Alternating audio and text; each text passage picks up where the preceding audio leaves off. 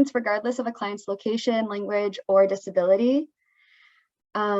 Particularly in my work, our domestic violence prevention practice helps survivors of DV with a myriad of legal issues. So I support clients with domestic violence restraining orders, divorce, legal separation and annulments, child and spousal support, custody and visitation, and more. So if in your line of work you work with DV survivors that are running into any of these issues, please reach out. I'm particularly located in the Richmond office serving Contra Costa County, but we have offices all over the Bay Area. So if I don't have an answer to your problem, I probably know someone who does.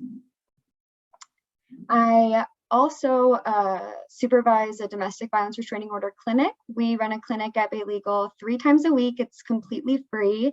Right now, we're holding clinics remotely. We might be moving to in person this summer. I'm really excited about it. I miss seeing people in person. It's currently Tuesdays, Wednesdays, and Thursdays from about 9:30 a.m. to 1 p.m. We schedule typically about 4 to 5 slots per day, and you can get a participant scheduled through Stan's crisis line. The number is listed here. You can also find it on their website. Bay Area Legal Aid also has our own legal advice line that your participants or your clients can call if they need some legal advice and they're survivors of DV, or if they have housing, employment questions. The numbers listed here, they're open Monday through Thursday starting at 9:30. They close at 3 p.m. on Mondays and Thursdays, and they close at 1 on Tuesdays and Wednesdays. This is free legal advice, but it's only for people with low income, so there's a small financial screening. And we also have a confidential domestic violence legal aid advice number, and if you're interested in that, you can come talk to me or visit our website. At our domestic violence restraining order clinic, we do a lot of things and we don't do a lot of things. Our clinic is run by volunteers, not attorneys, so that puts a limit on the types of support we can give DV survivors. We can assist them with filling out restraining order forms. We emotionally support them through this difficult process. We give a lot of legal information about restraining orders, and we can explain a lot of legal concepts and answer any questions they may have. Unfortunately, we cannot convince participants to request a restraining order. I always tell my volunteers, no shoulds or coulds or woulds. We cannot give them legal advice about restraining orders in their particular case. We don't provide legal representation or assist them with modifying restraining orders, and we don't help with emergency or criminal protective orders, which we'll talk about a little later. So this morning, I'm hoping to cover 3 general topics, and after every topic, I'll pause for questions or just comics, anecdotes, things that really resonate with you, things you'd like to hear more about. I'd love to hear from you this morning. We have a lot of time, and I've made sure we have time just to chat and talk and answer questions. So I'm hoping to go over general abuse, power, and control within domestic violence relationships. Then we'll move to a section on the different types of restraining orders generally, how they're used, how they interact with one another. And then finally, I will go over an in-depth look into domestic violence restraining orders, how they're applied, for what protections they offer, and the process to getting one. So first, the general domestic violence definition. It's often seen as a pattern of abusive behavior that's used by one partner to gain or maintain power and control over another partner. This can be physical, sexual, emotional, economic, spiritual, or psychological actions, or threats of any of those that influence another person. This can include a lot of different behaviors that are meant to intimidate, manipulate, or humiliate someone. These actions are often seen as actions that disturb the peace of another party. That's a phrase that I like to use a lot because that's the standard that many judges in the court looks to when deciding whether or not to grant a domestic violence restraining order. So disturbing the peace of another party can include all of the things that I've already mentioned, but can also include things that are considered coercive control, which is the unreasonable interference with a person's free will and personal liberty. These are things like unreasonably isolating a victim from their friends or relatives or other sources of economic and emotional support. Here are two of the many types of power and control wheels you can look at when looking for examples of domestic violence. The two I've shown today are the heterosexual and the LGBTQ+ power and control wheel.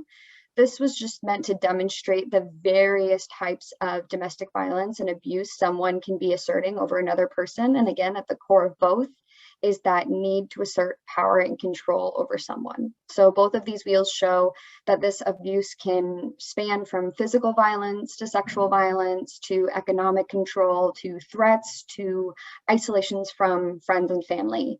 Again, there are probably hundreds of these power and control wheels, and I find it really helpful to take a look at when I'm working with a particular client or particular community where there might be instances of domestic violence I've never thought of before, depending on the client's identity and intersectionality.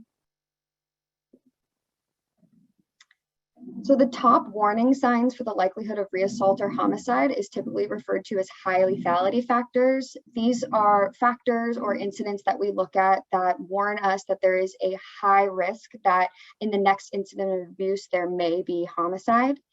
These include threats to commit suicide, strangulation, forced sex, jealousy, controlling someone's daily activities, and having access to a firearm. Usually people refer to these cycles of violence. They can also be referred to as spirals of violence. I like this visual representation of a spiral because these cycles that take place starting from honeymoon to a tension building phase to an explosion and then back into a honeymoon phase.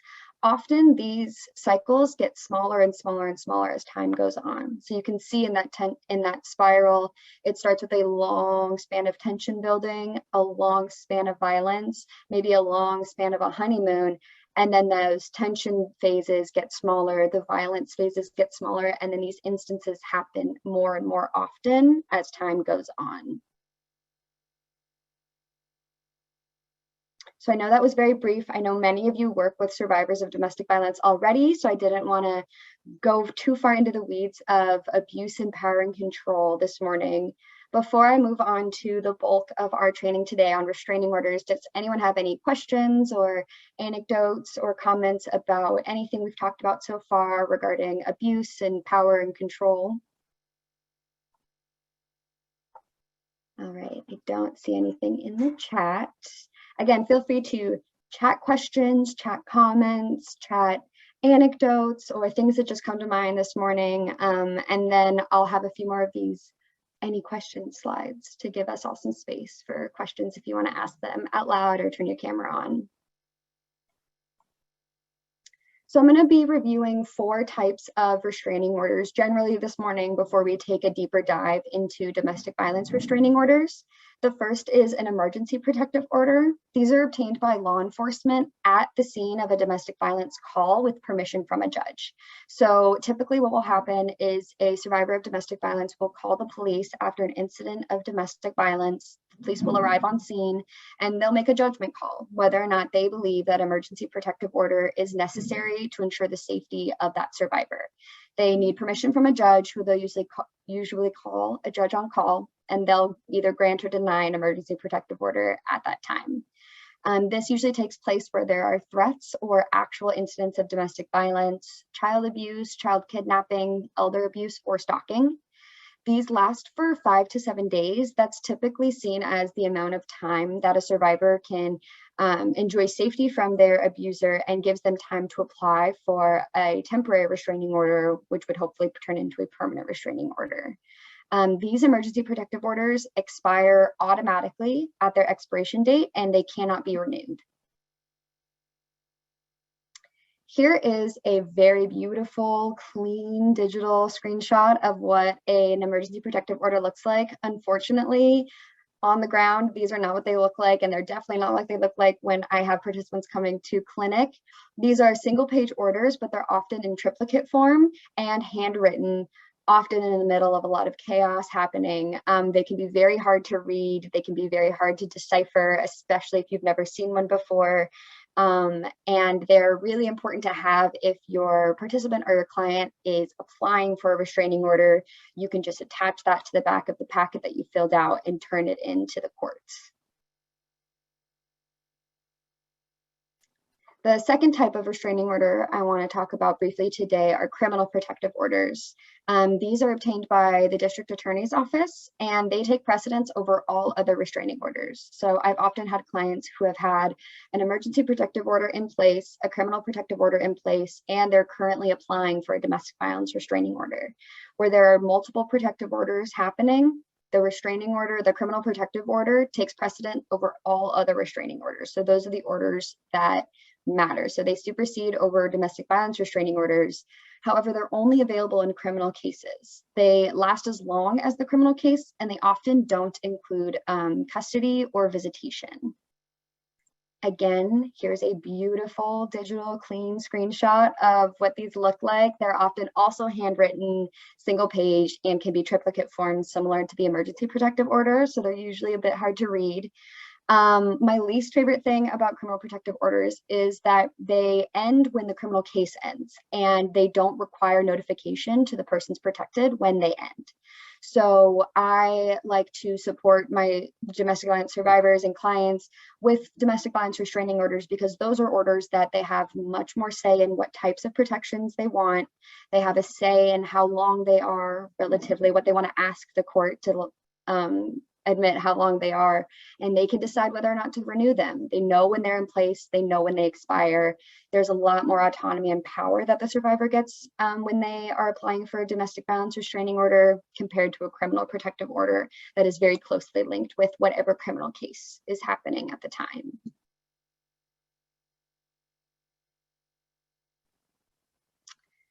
Generally, we're going to take a much deeper dive in a few slides, but domestic violence restraining orders, like I mentioned, are obtained by the survivor of DV. They can include a very long list of other family law orders. They use a preponderance of the evidence standard. All that means is when the judge is in court hearing from the restrained party and the person seeking protection, the judge just needs to find that one party is 51% more believable than the other. So they just have to believe one party slightly over the other to either grant or deny a restraining order. It's a relatively low and easy bar to meet. And these can last for up to 5 years. Now, I wanted to compare that with a civil harassment restraining order. I'll show you in a few slides. A civil harassment restraining order is available to those who cannot apply for a domestic violence restraining order because they do not qualify within the relationships required. In order to apply for a domestic violence restraining order, the person has to be quite close to you personally. So if you do not qualify to apply for a domestic violence restraining order, you can apply for a civil harassment restraining order. They're also obtained by survivors of DV, and they can be applied for, or against someone who doesn't meet the definition of a domestic violence relationship. Now, compared to the preponderance of the evidence standard, which I mentioned was just 51%, this requires a clear and convincing standard, which is much higher, so it makes civil harassment restraining orders a little more difficult to gain. These can also last up to 5 years.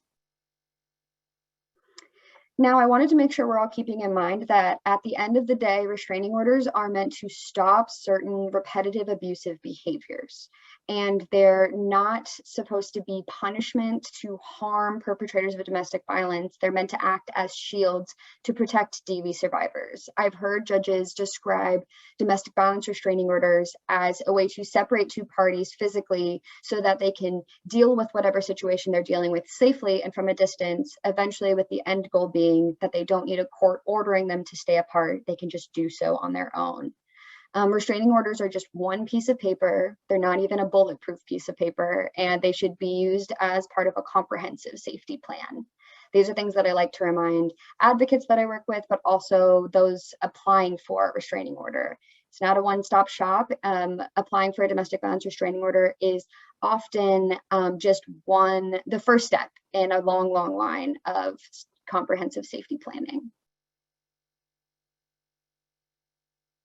All right, that is it for restraining orders generally. I saw a question in the chat, is this information in relation to California as a whole or Contra Costa County? My experiences have been with Contra Costa County specifically, but all of the legal information I'm sharing this morning is California specific. That was a great question, thanks. Does anyone else have any other questions? All right. I have a quick question, actually. Yes, Rachel, good morning. Morning. Does this apply the same for minors? That's who I work with mostly, and I'm wondering if there's anything different for them. Yeah, so there's no legal age that someone has to be to apply for a domestic violence restraining order.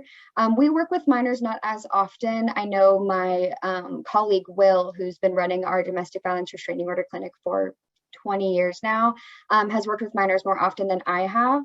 Um, it's important to note that in order for, or domestic violence perpetrated against children, so child abuse, as a parent witnessing child abuse happening is also considered domestic violence. So that's often a way that we help our DVRO participants to apply for restraining orders. So we'll describe their abuse and include instances like child abuse, but definitely you'll see in a couple of slides, I have a chart that shows all of the relationships to people that qualify for a domestic violence restraining order. And as a child of a parent, you can get a restraining order against your parents, against your siblings, your grandparents, and I think aunts and uncles. But we'll definitely take a look at that. Does that answer your If it's question? if it's a teen dating violence relationship, so between partners, is that the same? And how does that work if they go to the same school? Is there a difficult time having those granted?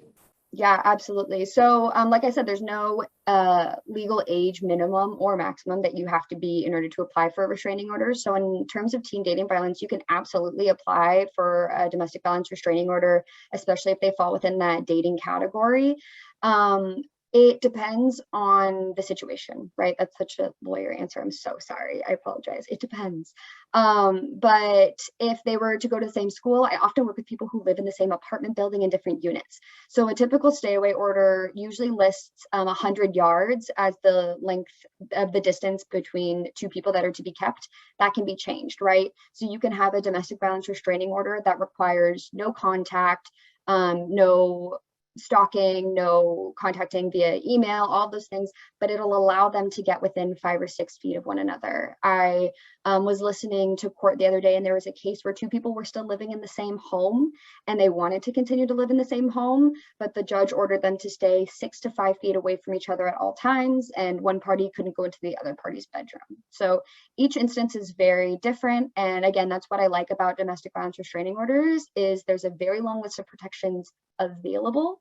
You don't have to request all of them, and you can request all of them with certain, what am I trying to think of, like details depending on your case. So in the instance of two teens dating at the same school, you could request that the other teen move schools, like as representing your client or representing that teen, you could ask for a ton of different things, but the judge could order them that they could stay at the same school. They just need to remain 10, 20 feet apart. They can't be in the same classroom.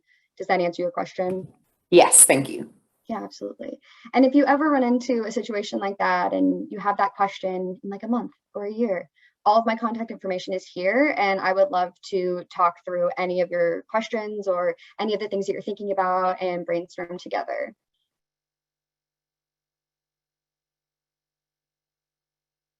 Great, I'm just checking the chat. Kristen just asked, are restraining orders on the rise in Contra Costa County or in California? Yes and no. So COVID has done a lot of interesting things to a lot of different parts of our lives.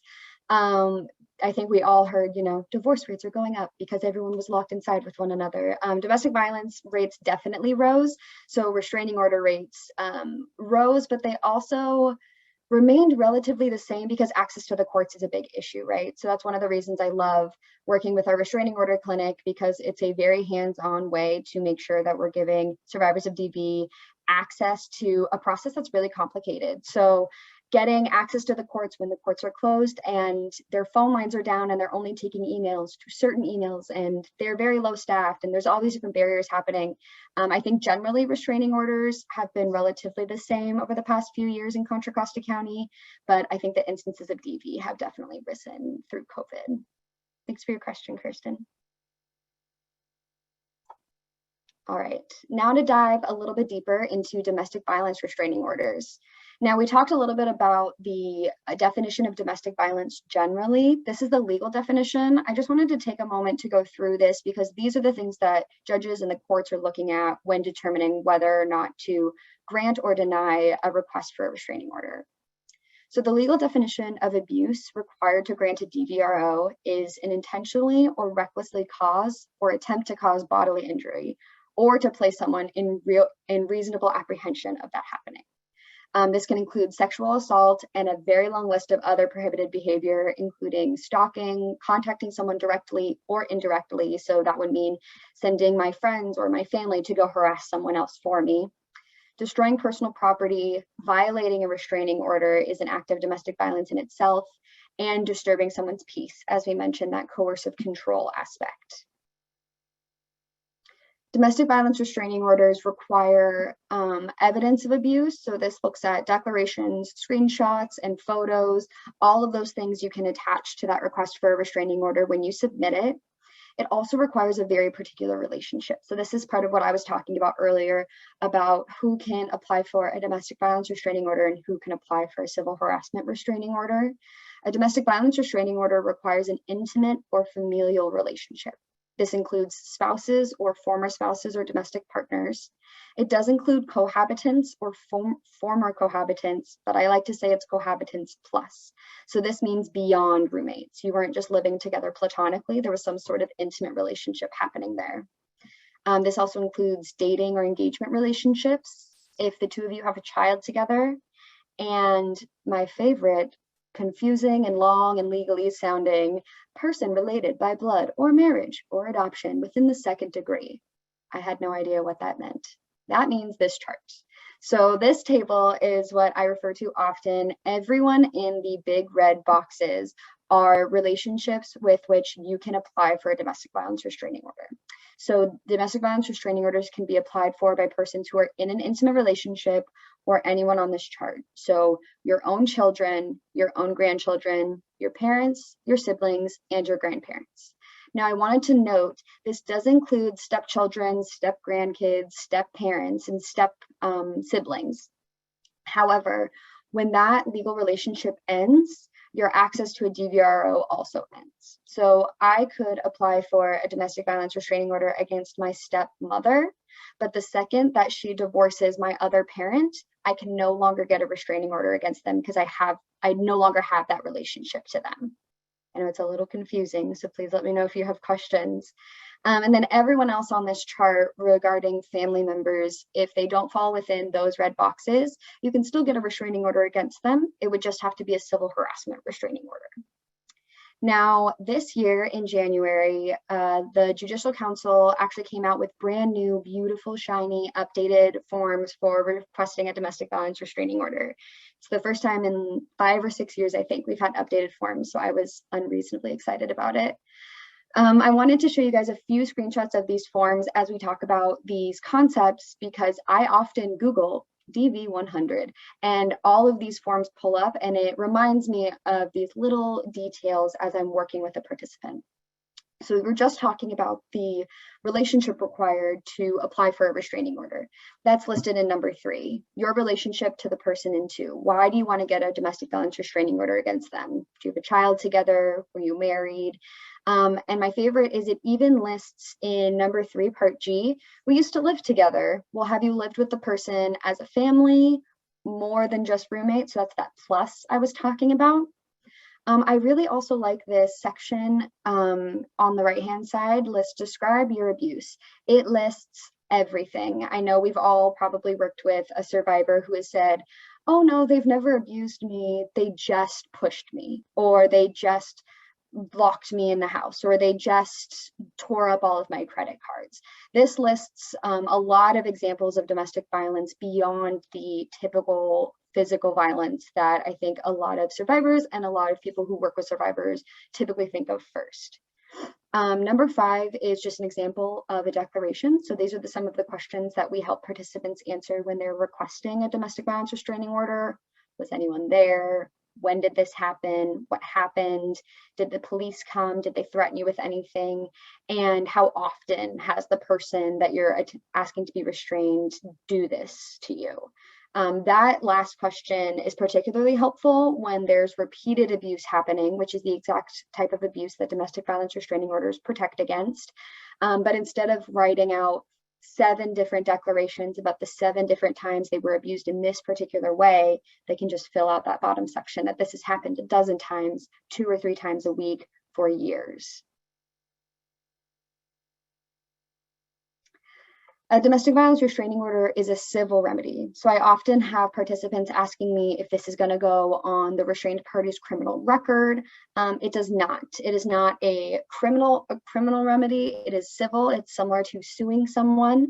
However, the violation of a domestic violence restraining order is a criminal offense. It's a misdemeanor, and it's also a further act of domestic violence. Like I mentioned, there are a very long list of variety of protections that are available along a domestic violence restraining order. And as I was talking with Rachel about, these can be specified to your particular situation and your participant's situation as needed. These typically cover things like personal conduct orders, so no harassing and no contacting. Stay away orders, the typical distance is up to 100 yards, so that's an American football field, but those can be smaller or larger depending on your participants' needs. Move out orders, other orders, my go-to is usually a civil standby order. That's a request for the restrained party that they come and they can get their things out of the house if they've been asked to move out, but they must do so with an escort by police. And so often a police officer will come with them to the house or the apartment. They'll stand outside, they'll stand inside, they'll make sure that everyone is contacting each other peacefully, not talking to each other, and they have about 15 minutes to get all of their things out of the house. And police will often come back and do this a few times if there's a lot to retrieve. The protections also include requests for custody and visitation orders. So again, my beautiful judicial council forms. This is what this looks like on the forms. So you have that request, the order to not abuse, and again, a very large paragraph, what this means, what disturbing the peace means, what this type of abuse looks like, and what you're asking the restrained party to no longer do. A no contact order. And then Rachel, in this last stay away order section, it not only lists who you want the person to stay away from, but how far. So in number 12B, it says, how far do you want the person to stay away from all of the places you've checked above? Again, 100 yards or 300 feet is the typical or standard distance, but you can always ask for other. So you can ask for less distance if you are okay with them living in the same apartment building as you, or I've had a client once who shared a backyard fence with their abuser and didn't necessarily feel like it was important to their safety that that person move away. So you can always ask for a different distance if the two people need to be coexisting in the same physical spaces, but you don't want them to be in physical contact with one another. On the right, we have more information about the stay away order, talking about, do you live together? Do you work at the same place? And then number 13, asking if you'd like them to move out. Judicial council has also added the section about why you want them to move out. I have a right to live at this address because. And then number 14, other orders, that's where I would list those civil standby orders, requesting that the police escort the restrained party to the home, to the address, in order to collect their belongings safely. Now, those are the pretty standard orders in a domestic violence restraining order request. Now, my other favorite thing about these new forms is that Judicial Council has reorganized them and has chunked these protections together based on when they take place. So these on the screen are orders that you can ask the judge to make immediately. I know we're all probably aware that in the moments when a domestic violence survivor is leaving their abuser is often the most dangerous and the most highly lethal. So we wanted, and I know Judicial Council took into account all of the things that a restrained party or domestic violence abuser may do when served paperwork, when served with a restraining order, in order to get that other person to come back into a relationship with them, and things that they can use to leverage that power and control against a DV survivor.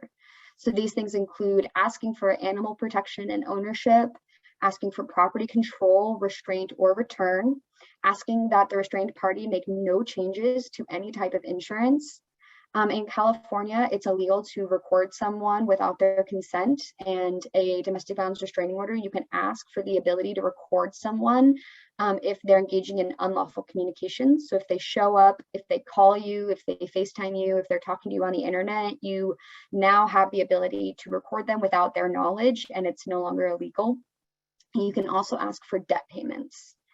This is what all of those orders look like. Again, they're each chunked out into their own section, and all of these are orders that you can request the judge make immediately.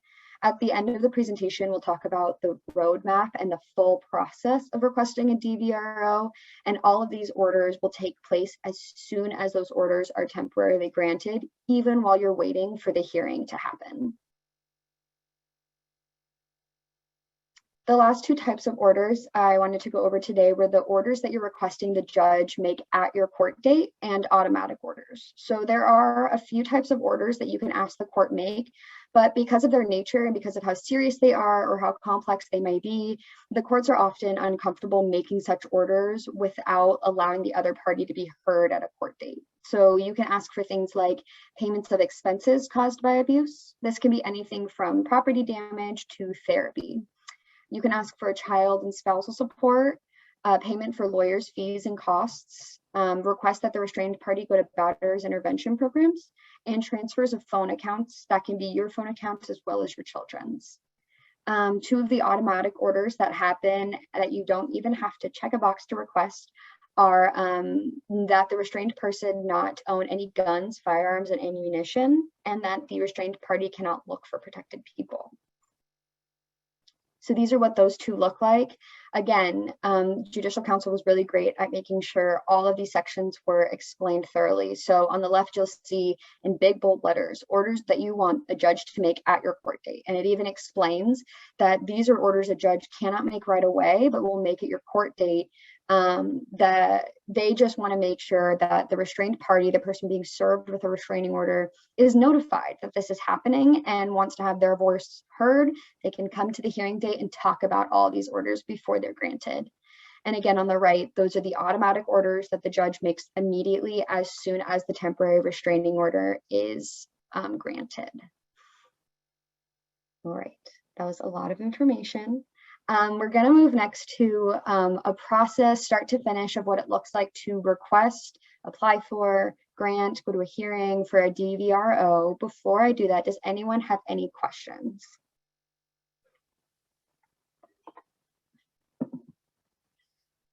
All right, Amy in the chat said, are these forms in other languages? I don't believe so. I know Contra Costa County has a few of these forms and a few other family law forms, I think in Spanish. However, they typically don't release them in other languages, I think because they don't want forms other than those printed in English to be submitted with the court. So I'd used some of the forms that are in Spanish to give to my clients as I'm filling out the one in English, so they can kind of compare and contrast and see the questions that I'm asking phrased differently. But unfortunately, no, I don't think these forms are in other languages. At Bay Area Legal Aid's Domestic Violence Restraining Order Clinic, we offer to support participants who are applying for these orders in any language. So we have access to language line services, and we can support all languages, and we also support deaf and hard of hearing folks as well. That was a great question though. Thank you, Amy. All right, I'll give it one more second, take a sip of water. Anyone has any questions about anything we've talked about before we move to sort of like a DVRO roadmap?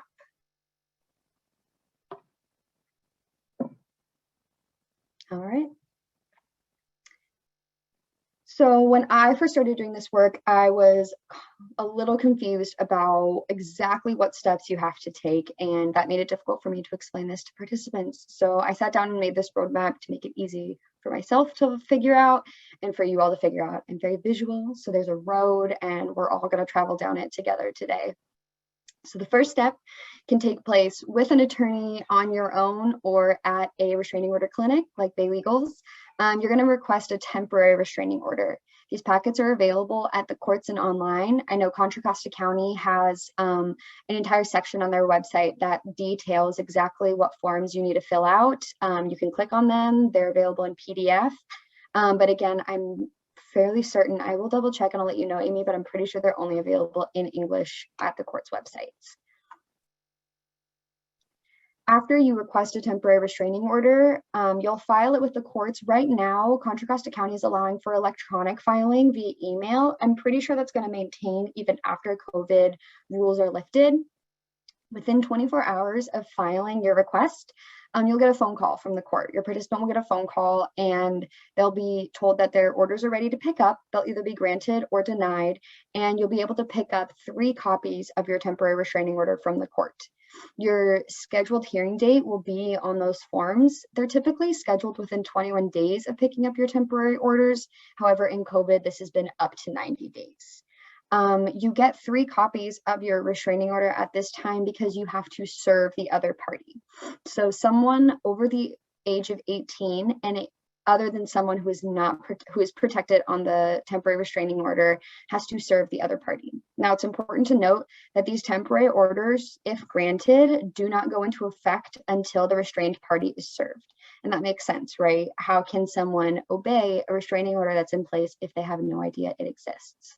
So if you listed yourself as well as your children or maybe your parents or your roommates on this restraining order, none of those persons listed on your restraining order can serve the other party.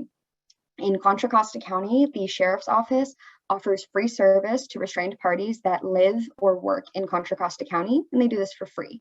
So often I'll have participants go to the courts, pick up their 3 copies of their orders, walk straight over to the Sheriff's Office, drop off 1 copy with them. They require you fill out a little bit of information. Where can we find this person? Do they have weapons? Things like that. And then they'll often be able to get them served before that hearing date. Once either the sheriff or someone else in your life serves the other party with the restraining order, you need to file a proof of service with the court. It's a single piece of paper, and I believe it's attached to those copies of the temporary restraining order you pick up from the court. And that's just letting the court know that, yes, I served the other party with these forms. They're aware there's a hearing. They're aware that these orders are in place. After you file the proof of service and after you've served the other party, the restrained party has the opportunity to respond. So they can file their own paperwork detailing their narrative, their side of the story, and they can do that with the court, but it's not required. So hopefully within 21 days of picking up your temporary order, or possibly up to 90 days under our COVID emergency rules, you'll have a hearing. At this hearing, the judge will hear from both sides if they're both present. And again, they are looking at that preponderance of the evidence standard. They're looking to grant or deny this restraining order based on 51% of belief in one party over the other. I put permanent in quotes, so the judge will grant or deny a permanent restraining order.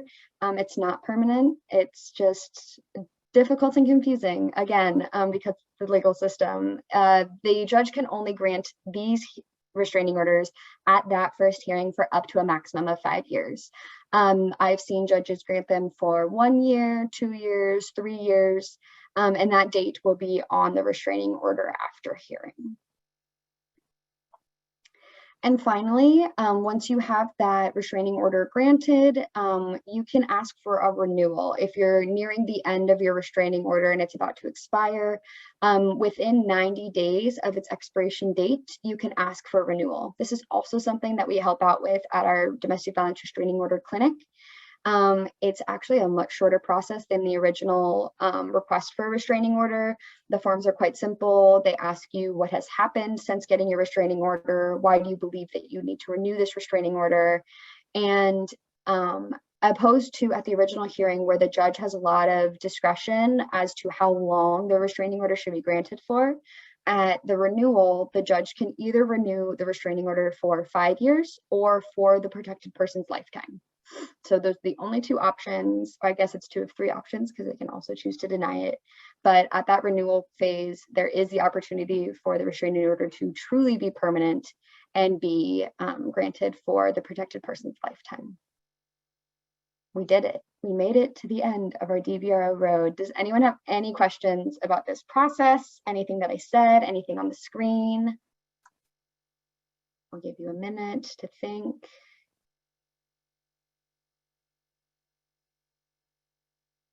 All right, Swastika asks, what happens if the TRO is granted, but the survivor does not know the address of the OP?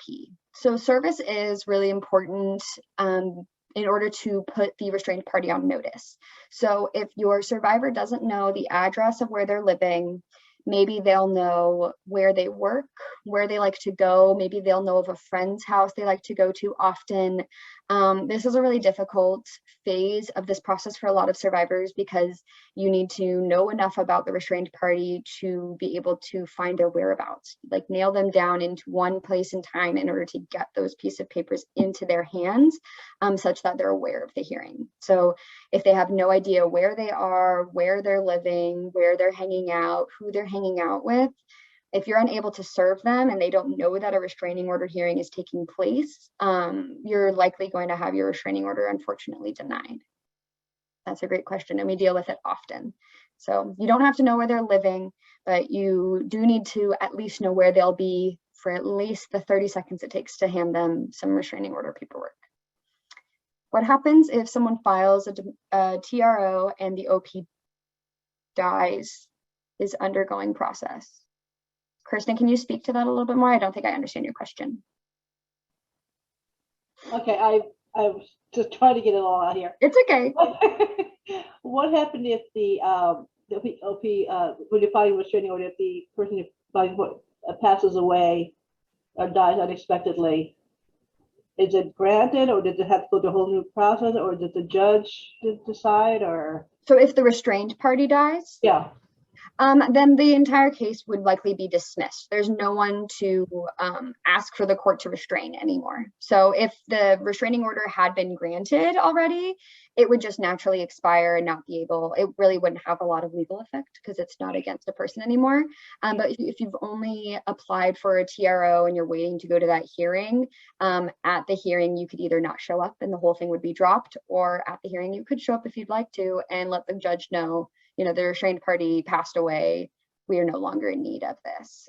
There's no safety concern anymore. How long do you typically have a TRO for? How long does it last?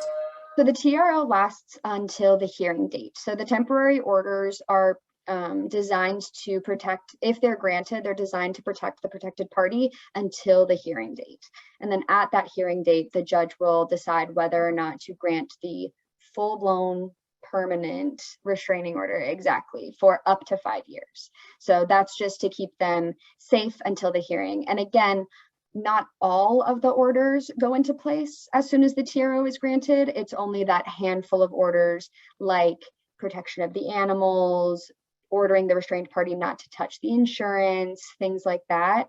And again, those are typically things that a restrained party may be angered and triggered by if served with paperwork. Well, I'm going to take your dog. I'm canceling all of your life insurance. I'm going to do all of these things to assert power and control over you. So you drop these orders and come back to me. So just those few handful of protections are in place during that TRO time.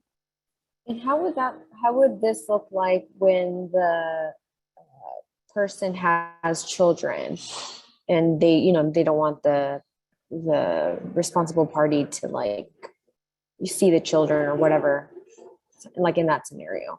Yeah, absolutely. So again, I'm so sorry. It depends.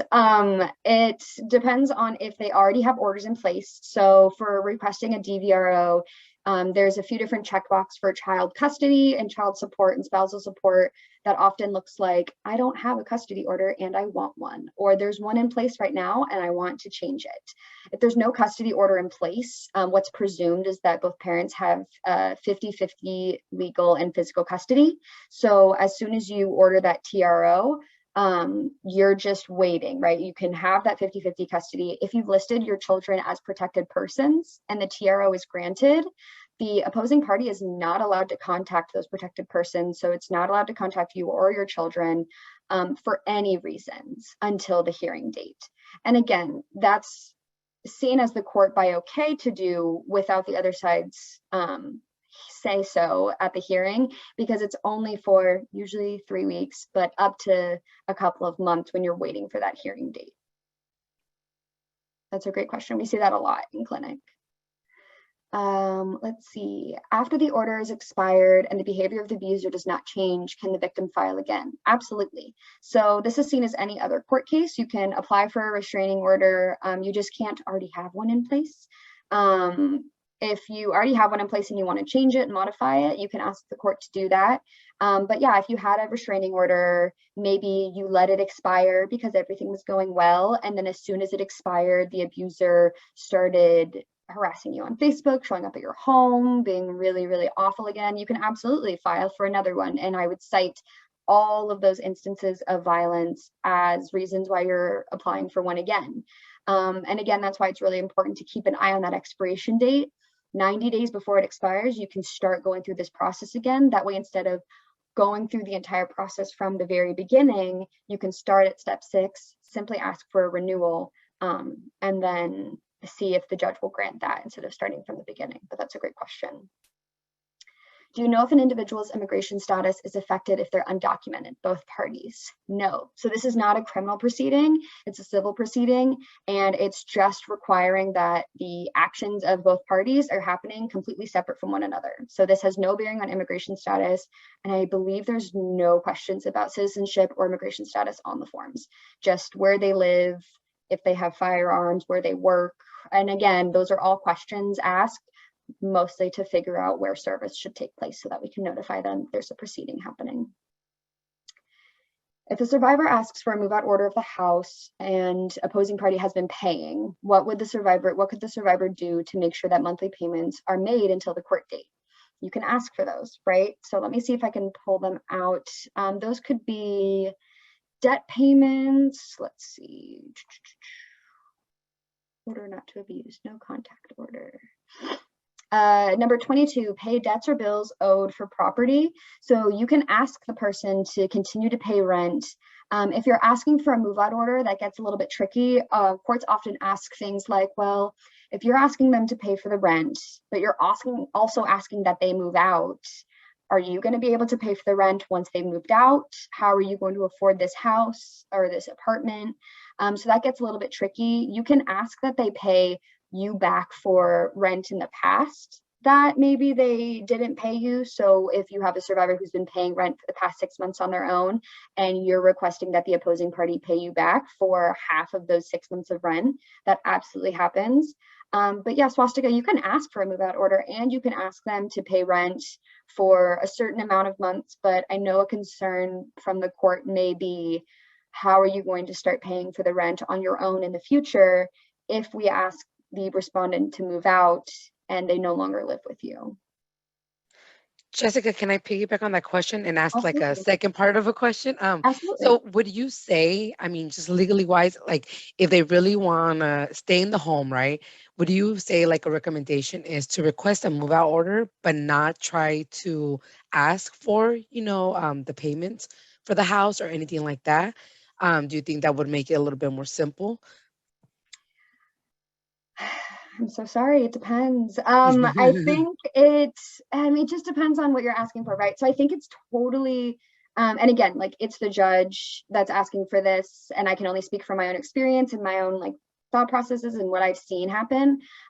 Orders to move out don't usually go super hand in hand with like orders to repay debts. However, economic control is a form of domestic violence. So it's understood by the domestic violence world that requiring a DV survivor to pay all of the rent for the past year is a form of ensuring that they don't have finances and they don't have support and they don't have the means to leave you, right? It's one of those power and control moves. So if they've been required to pay the rent all on their own, the mortgage all on their own, you can ask for that to be paid back. I don't think that would weigh negatively in any way against the request for the order to move out. The judge also has the discretion to grant and deny each one of these requests individually. So they could approve the order to move out, request that the respondent move out, but they might not approve that the respondent also pay for the rent for the next year, right? At our restraining order clinic, like I said in the beginning, we don't do woulds, shoulds, or coulds. Our volunteers are not attorneys, so we can't tell them, well, you should do this based on the facts of your case. However, and so we end up supporting participants in filling out these forms in any way they'd like. Sometimes participants are very, very, very set on, no, he promised he would pay for the rent for the next year, and I want him to move out of the apartment and pay for all the rent for the next year.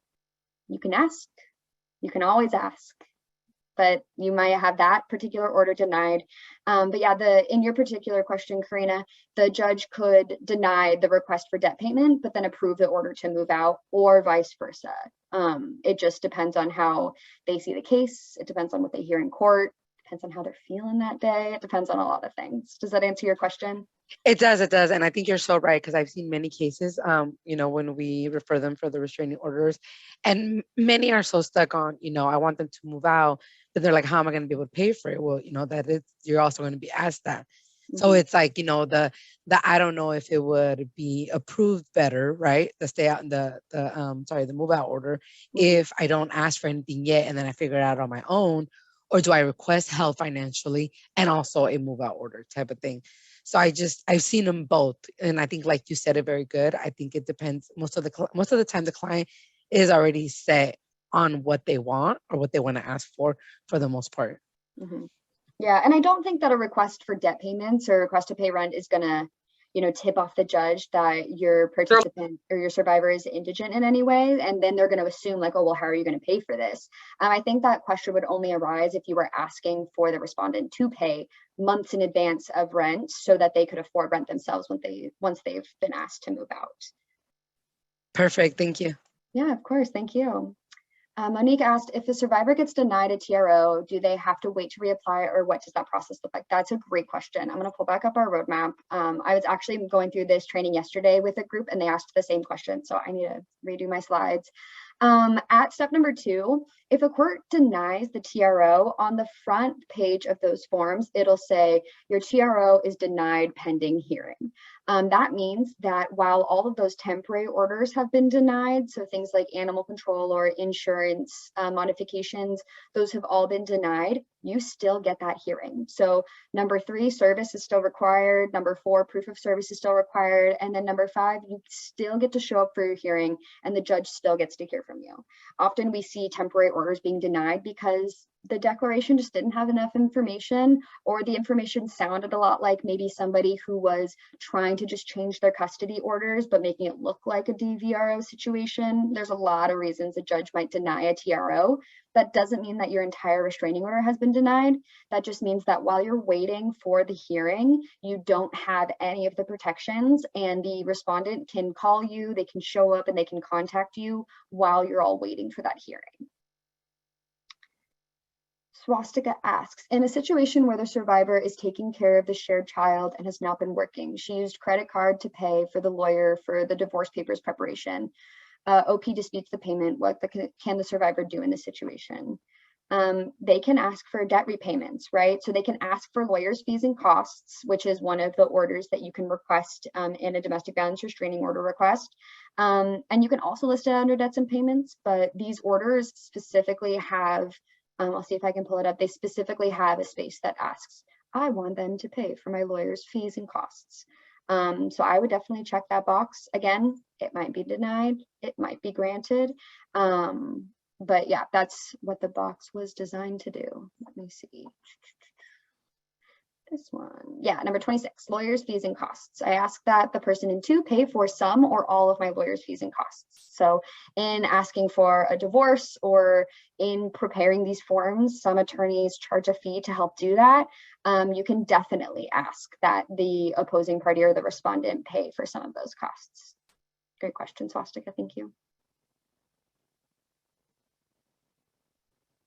Any other question? You guys have asked so many great questions this morning, making me think, making me work on a Friday. How dare you? All right, I'll put my beautiful roadmap back up. Any other questions? I will give you, here's my phone number, my email address. Feel free to call me or email me with questions. I know Ellen will be sending out this presentation later, so you can all look at it and ooh and ah at how beautiful it was in the privacy of your own cubicles and offices. But yeah, thank you so much again. My name is Jessica Dean. I'm a family law attorney with Bay Legal, and I love supporting survivors of DV. So I love supporting all of you and all the amazing work that you do. And I'm happy to answer any questions you have now, later, in a month, in a year. I'll stop sharing my screen so maybe I can see some of you. There you are. All right, thank you all so much. Ellen, I don't know if there's any other housekeeping we need to do this morning. No, thank you so much, Jessica. That was a great presentation, very detailed. And just want to remind everybody, we'll send the slides out to you shortly, as well as a survey. So thank you so much for joining.